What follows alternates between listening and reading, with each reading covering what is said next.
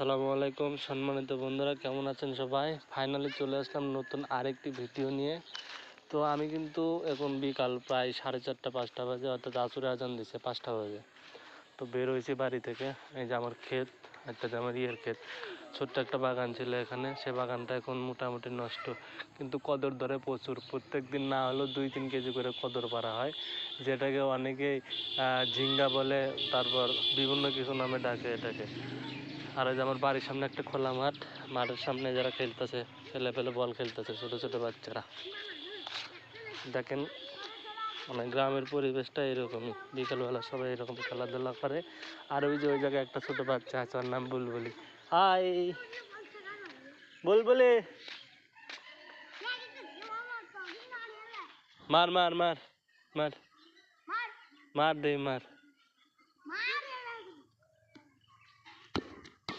এ ঠিক আছে দিছে, তুই গোল দেওয়ার বাস নাই।